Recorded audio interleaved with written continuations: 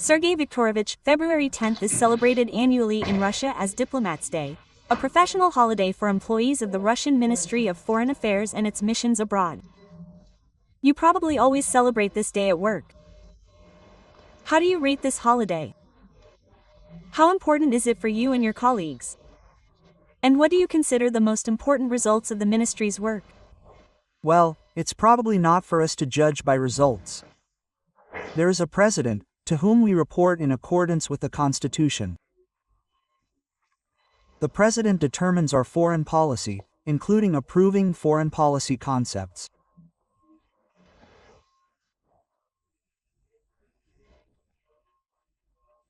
The latest one was approved in March 2023 and reflects the major changes taking place in the world, which are long-term and systemic in nature and will occupy the bulk of our practical work.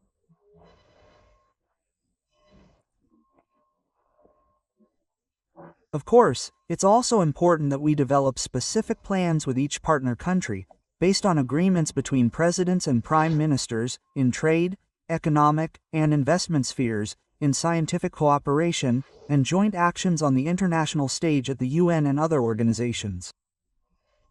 Particular attention, of course, is paid to the CIS, the Eurasian Economic Union, the CSTO, and the post-Soviet space as a whole.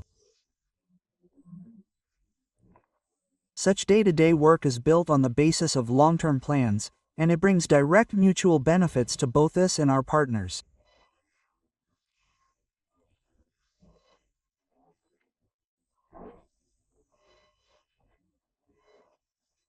But the transformation currently being observed on the global stage, which began some time ago in connection with the objective transition to a multipolar world, is no longer bipolarity, as it was during the Soviet Union and the United States, the Warsaw Pact and the North Atlantic Alliance, nor unipolarity, which followed the disappearance of the Soviet Union.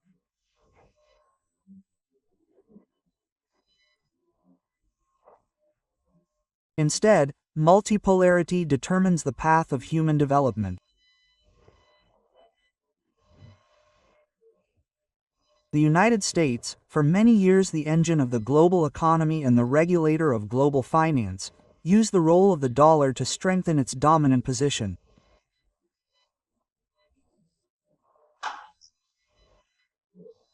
It is already losing, objectively losing, its economic influence and its weight in the global economy, while countries such as the People's Republic of China, India, and Brazil are simultaneously rising.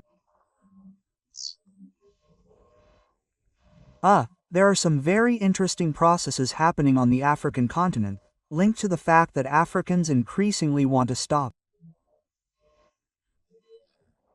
exporting their natural resources and instead build their own industries, just as the Soviet Union began to help them do. And so on. This means that many centers of rapid economic growth have emerged, centers of power, centers of financial influence, political influence, and the world is being reshaped.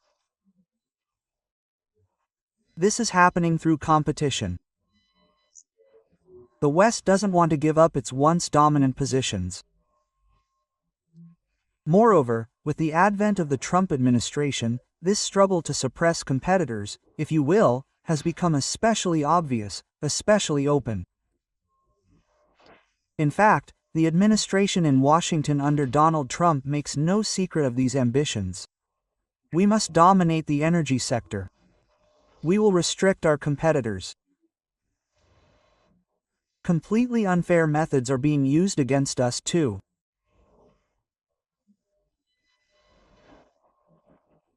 They're banning the operations of Russian oil companies like Lukoil and Rosneft, and they're trying to control our trade, our investment cooperation, and our military technical ties with our largest strategic partners, like India, for example, and other BRICS members.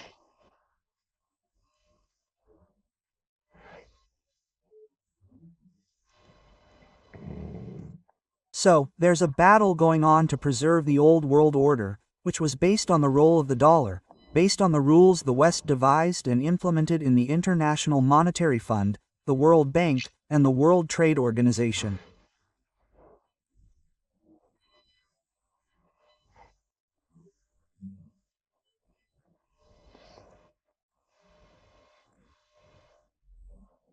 And when new growth centers, well, based on these very rules, began to achieve much more significant economic development results and significantly higher growth rates, and we're seeing this everywhere in the BRICS countries, the West, as I've already said, began looking for ways to prevent this transition.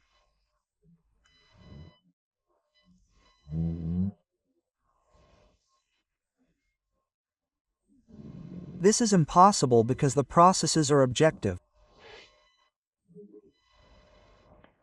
The growth rates of the BRICS countries have been exceeding their growth rates for several years now, and the volume of their gross domestic product significantly exceeds purchasing power parity.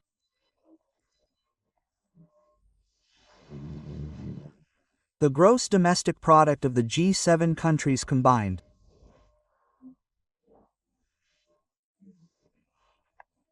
And here, perhaps, I've made a small digression, because these processes in the global economy, both the objective processes of the emergence of new development centers and the subjective processes associated with attempts by established centers, which are losing their influence, to interfere with these objective processes, are the core content of our work.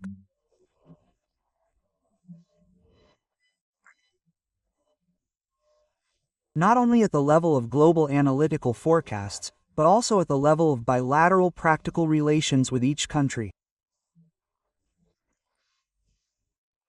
Since all these geopolitical clashes, attempts to interfere with the objective course of history, they, of course, affect bilateral affairs. And I won't list them all. There are sanctions, there is the shadow fleet invented by the West. There are attempts, in flagrant violation of the UN Convention on the Law of the Sea, to detain ships by military force on the high seas, and much, much, much more. Tariffs for someone buying oil or gas from someone else. This is all widespread.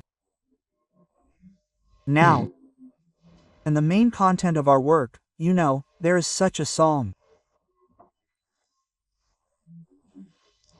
True, it's the anthem of the Ministry of Emergency Situations, but it's equally fitting for our ministry, as it is for any other agency in our country.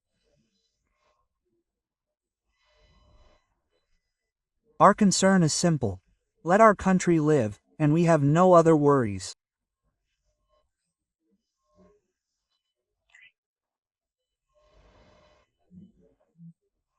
The point is that this goal, let our country live, is very, very ambitious in our time, and it includes ensuring our security, reliably ensuring it, especially in a situation where some pretending politicians in Europe are threatening to unleash a war against Russia.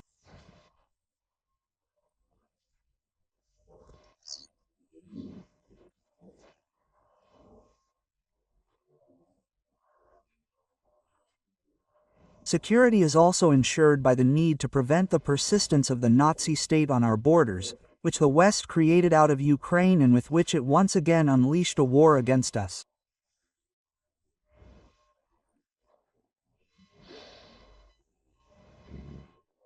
The Nazi foundations must be eliminated.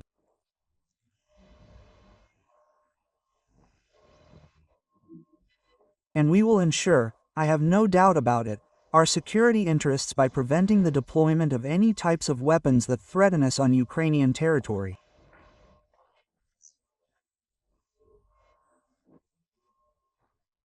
And secondly, by ensuring reliable and comprehensive protection for the rights of the people, Russians, Russian speakers, who have lived and continue to live for centuries in the lands of Crimea, Donbass, and Novorossiya, people whom the Kiev regime, which came to power after the coup, declared to be creatures, terrorists, against whom it unleashed a civil war.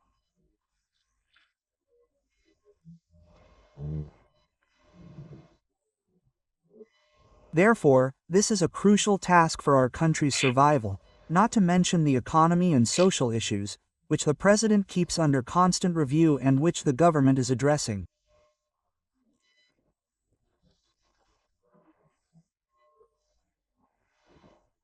In our case, One of the main tasks of the Ministry of Foreign Affairs and our foreign policy is to create and ensure the most favorable external conditions for the country's internal development, economic, social, and industrial, to ensure the growth of citizens' well-being.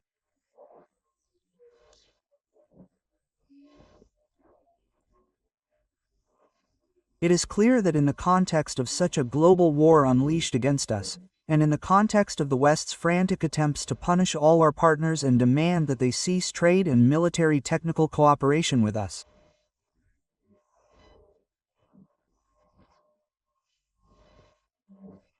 it's clear that under these conditions, doing our job and ensuring the most favorable conditions for domestic development is more difficult, significantly more difficult, than it was, say, even 10 to 15 years ago. But that doesn't make our tasks any less pressing. And I think that,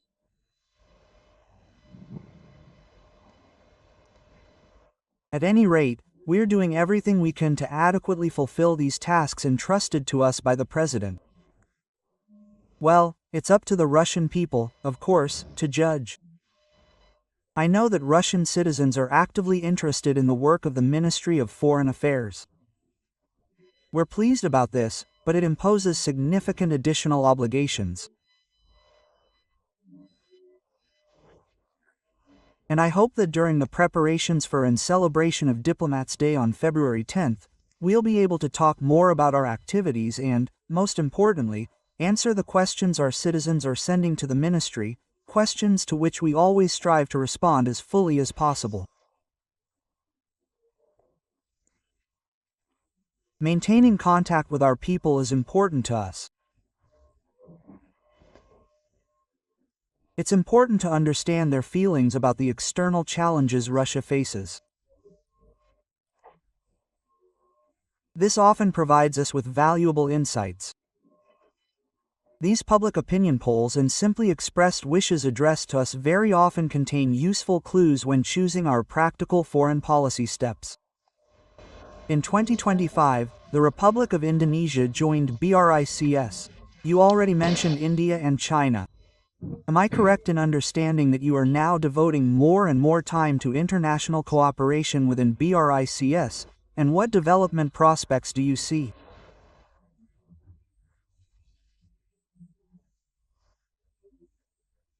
Well, of course, everything I said in answer to the first question means that in a situation where the West is losing its hegemony but continues to cling to the institutions created to ensure this hegemony, institutions that, by definition, can no longer reflect the real state of affairs and the fair nature of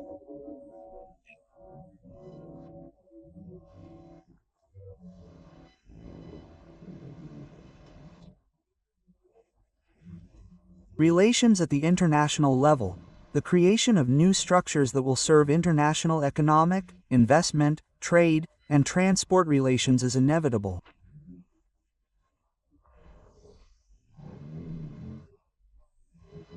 We are not advocating for the dissolution of the International Monetary Fund, the World Bank, or the World Trade Organization.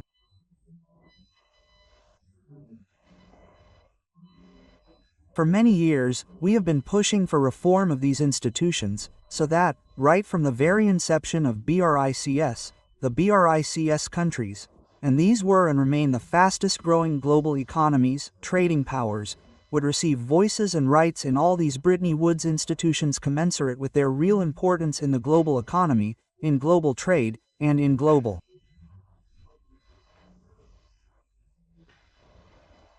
logistics matters. The West is categorically trying to prevent this. The dollar, it's not us, as President Putin has said repeatedly, isn't us abandoning the use of the dollar. The US, under Biden, did everything to make the dollar a weapon against those it didn't like.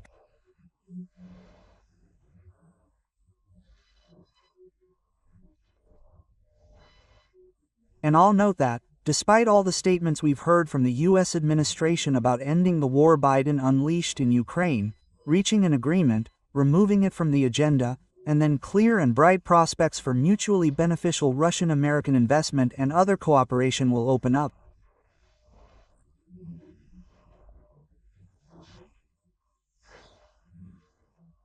But the Trump administration hasn't challenged all the laws Biden passed to punish Russia after the start of the special military operation. In April, the state of emergency law was extended. Its core is punishing Russia, imposing sanctions against it, including freezing our gold and foreign exchange reserves. It's explicitly written in connection with Russia's hostile foreign policy behavior. And the examples cited include interference in the U.S. elections, something President Trump categorically opposes daily and rejects. And then there are the violations of international law, human rights, and everything in between. This is all pure Bidenism, which Trump and his team reject. But nevertheless, they calmly extended the law. Sanctions against Russia remain in effect. They imposed sanctions against Lukoil and Rosneft. And they did this in the fall, a couple of weeks after the very good meeting between Putin and Trump in Anchorage. So, it seems they're telling us, look, we need to solve the Ukrainian problem. Well, in Anchorage, we accepted the United States proposal.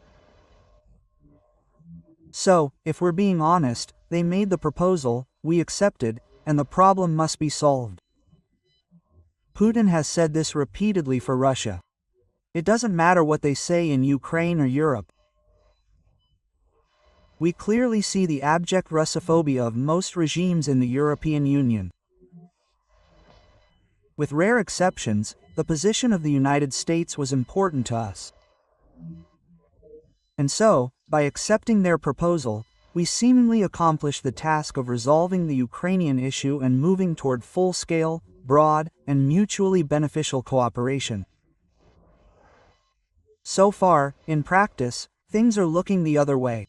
New sanctions are being imposed. The war against tankers is being waged, as you know, on the high seas, in violation of the Indian Convention on the Law of the Sea, and attempts are being made to prohibit our other partners from buying cheap, readily available Russian energy. Europe has long been banned. It's being forced to buy American liquefied natural gas at triple the price, paying for it. In other words, in the economic arena, the Americans have essentially declared their goal of economic dominance.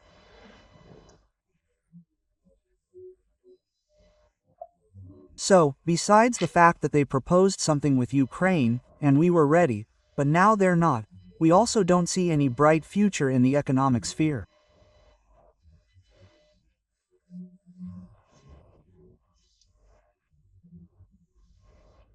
The Americans want to take over all the energy supply routes to all leading countries, all continents. And in Europe, they're looking at the Nord Stream pipeline, which was blown up, as you know, 3 years ago. They're also looking at the Ukrainian gas transportation system, and they're looking at Turkish Stream.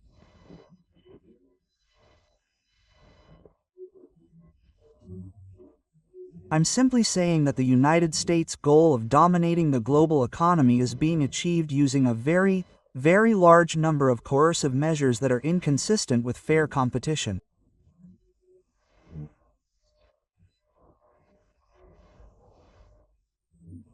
Tariffs, sanctions, outright bans, and even prohibiting some from communicating. And we have to take all of this into account. Therefore, we remain open, just like India, China, Indonesia, and Brazil, to cooperation with all countries, including, of course, with such a major power as the United States.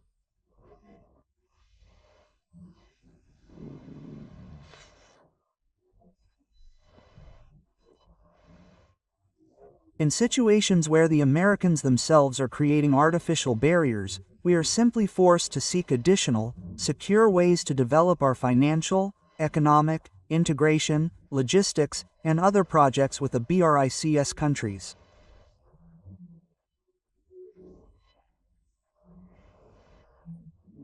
We held the BRICS presidency 2 years ago, when the summit was held in Kazan.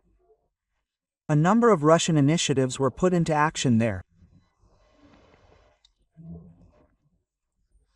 These included alternative payment platforms, mechanisms for settlements in national currencies, the creation of reinsurance opportunities for trade within BRICS and between BRICS and its partners, the creation of a grain exchange, and the creation of a new investment platform.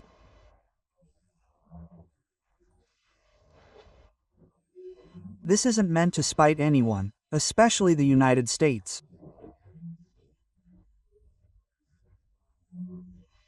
It's simply because the United States tightly controls all processes in the areas I mentioned and demands unilateral concessions.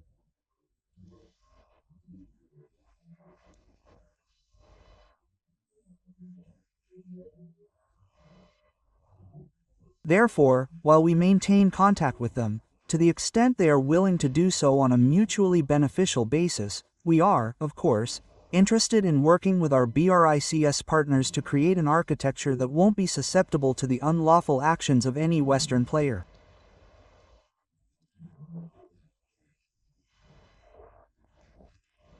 The BRICS principles of equality, openness, and mutually beneficial cooperation are, after all, consistent with the Eurasian Economic Union, for example. And do you think this integration association, the Greater Eurasian Partnership Project, could also contribute to the development of international cooperation, like the SCO or the OSIAN?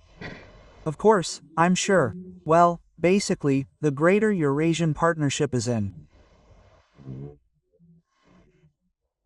initiative that's been on the agenda for a long time. Many years ago, there was a summit in 2015, I think, between Russia and Eurasian.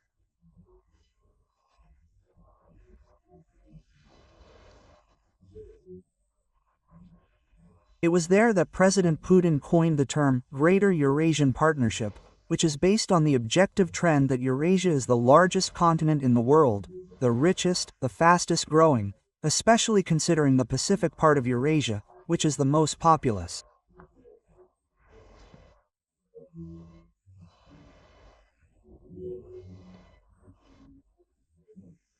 And, importantly, it's a continent where several great civilizations arose and continue to exist. These include the Chinese, Indian, Arab, Persian, and Russian civilizations.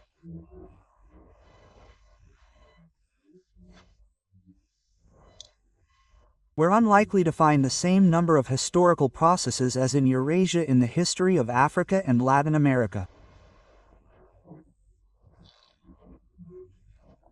Their histories are also ancient and rich, but the diversity of cultures and civilizations is precisely what characterizes the Eurasian continent. Eurasia also has many subregional structures. Eurasian, the CIS, the Ocean, South Asian organizations, the Gulf Arab States Organization, and many others.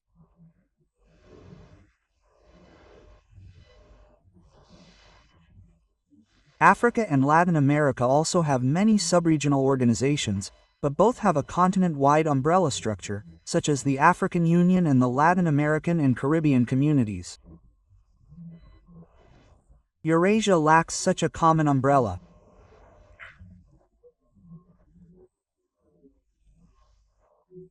This is largely because Europeans, ever since colonial times, have been primarily concerned with developing their own territories, while using other lands, including Eurasian ones, as colonies, be it India, China, or many other territories.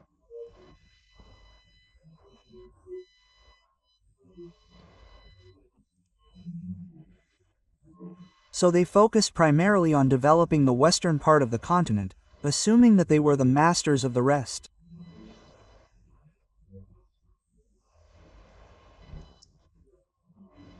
This is how concepts emerge that reflect Euro-Atlantic approaches to security.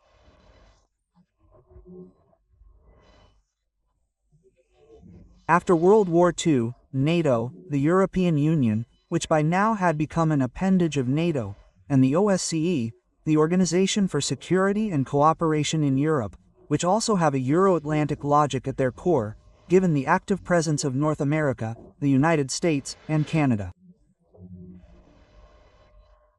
All these organizations, NATO with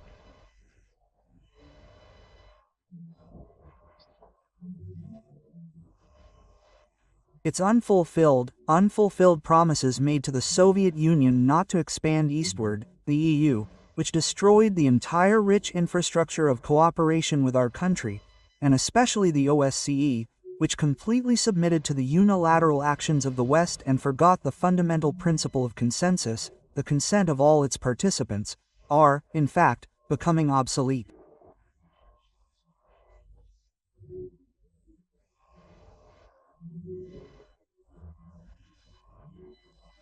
And it's no wonder that our initiative, formulated by the President in 2024, the initiative to ensure Eurasian security, to create an architecture of pan-continental Eurasian security, is gaining momentum and is attracting increasing interest.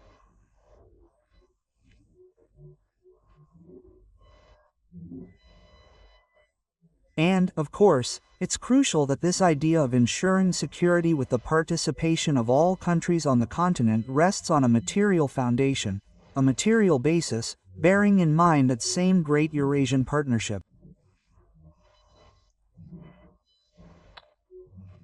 The stronger the ties between regional and sub-regional integration associations, the stronger the foundation for building a common security model. And the process of forming a great Eurasian partnership is underway. Well, it began with relations between the Eurasian Economic Union, the Shanghai Cooperation Organization, and the SCO. And in this context, they also took into account the initiative of the People's Republic of China, One Belt, One Road. The heads of these organizations' executive bodies meet periodically and exchange information on the plans each of them has in place and is developing.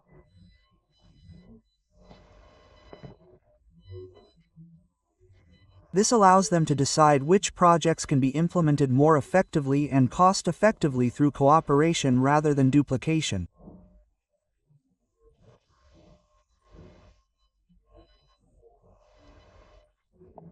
This cooperation is evident in the Severiag International Transport Corridor project and in projects linking South Asia with our Far East.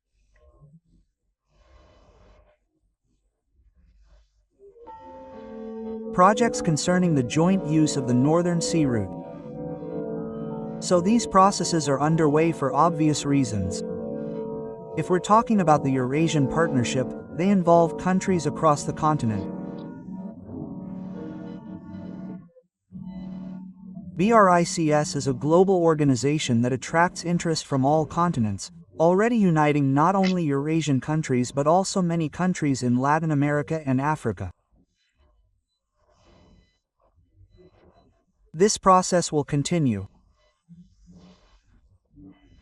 But BRICS provides a framework, an umbrella, if you will, for developing integration processes on individual continents.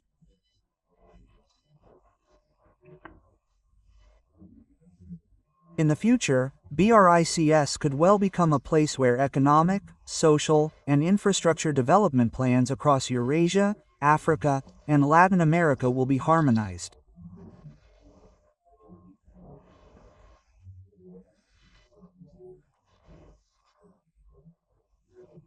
And the fact that BRICS includes such Eurasian giants as China, India, Russia, and now Indonesia, of course, makes BRICS potentially very effective, facilitating the process of forming a greater Eurasian partnership.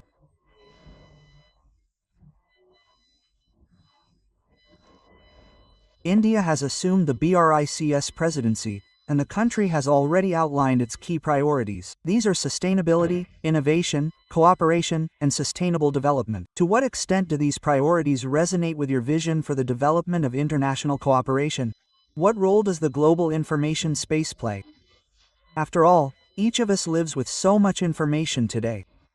Looking ahead a little, what results do you personally expect from India's chairmanship? The priorities of each BRICS chair have traditionally demonstrated continuity. I have listed the initiatives launched during our 2024 chairmanship. They are all related to alternative platforms and mechanisms for servicing the global economy. They continue to be discussed and further developed, as was the case last year when Brazil held the chair. This is also happening now that the reins of power have passed to India. India is paying special attention to the fight against terrorism, which remains, unfortunately, a pressing issue. We are seeing terrorist attacks in and around Afghanistan.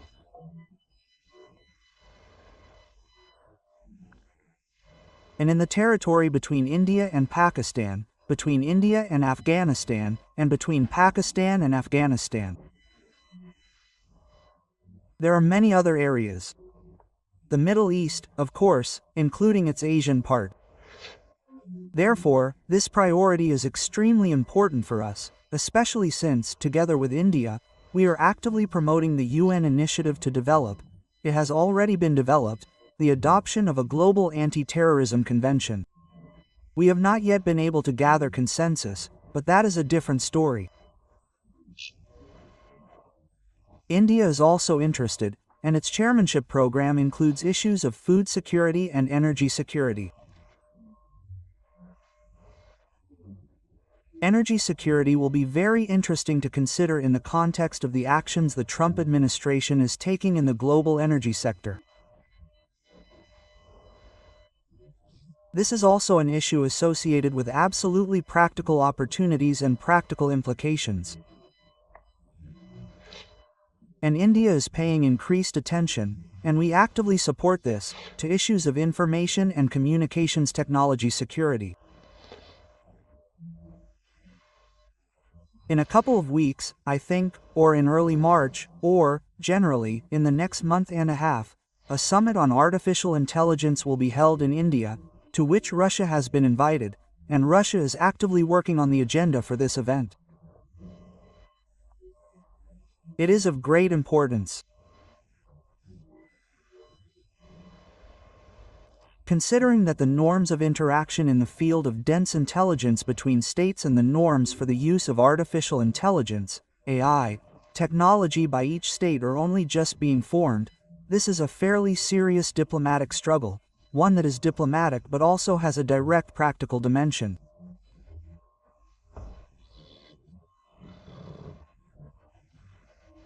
Because these norms will regulate, we very much hope that this will be the case. They will regulate behavior, which also affects security issues.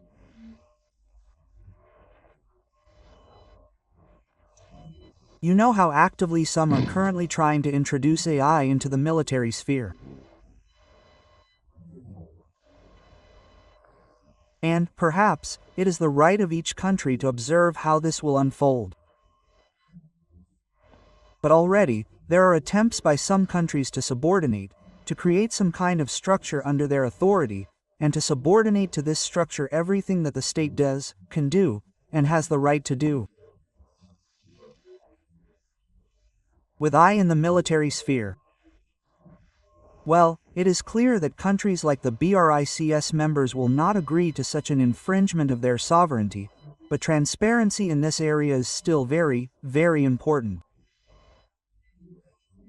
So, in my opinion, the Indian presidency has a very relevant, modern, and forward-looking program that meets the challenges of today and tomorrow. We will actively support it.